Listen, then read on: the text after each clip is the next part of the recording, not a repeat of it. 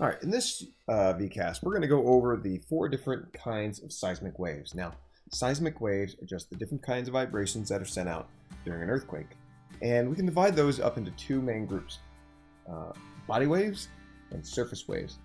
Now, body waves are sent out and go through the interior layers of the Earth. So they go through not only the crust, but the mantle, and maybe the outer core and inner core, depending on which one. The surface waves, on the other hand, are waves that only ride along the surface of the crust. Right? They do not penetrate down into the mantle or deeper. And each type has 2 kinds of waves. So let's start off first with the first body wave, which is known as a P wave or primary wave. Now, primary waves are compressional. They will compress and stretch out the material it's going through. Sound is a really good example of that kind of wave.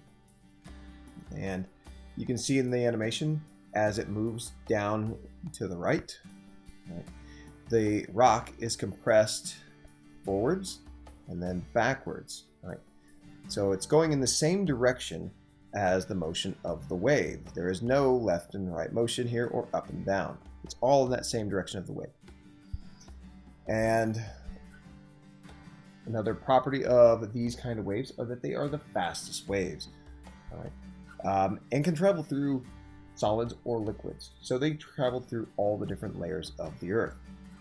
Now, another way you can visualize this, if you're looking down on, say, the focus, or the epicenter, is that it will compress and stretch again in the direction of travel.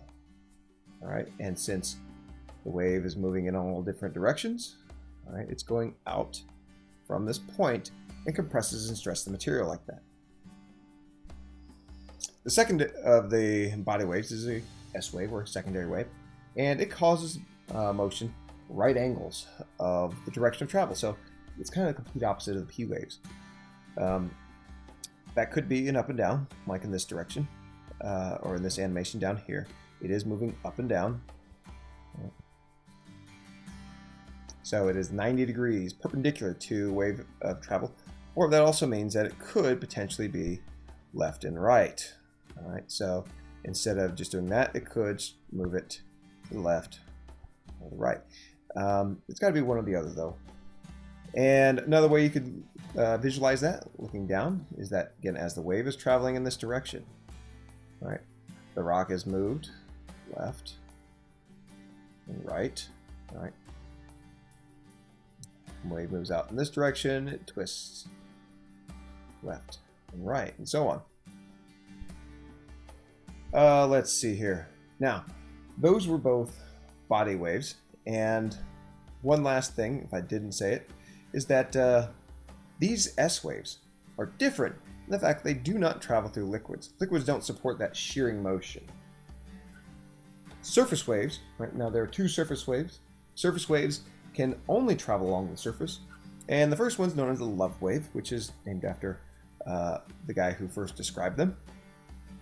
And kind of looks like an S wave, where the rock is moving perpendicularly to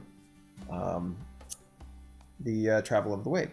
So it's moving to the left or the right, so it's horizontal motions. Right? No vertical motions here. And notice what happens to the strength. All right? The deeper it goes, the weaker it becomes. So very strong up here, and very weak down here. Right? That's why they travel along the surface. Then in the surface waves, the deeper you go, that motion disappears. The final surface wave are the Rayleigh waves.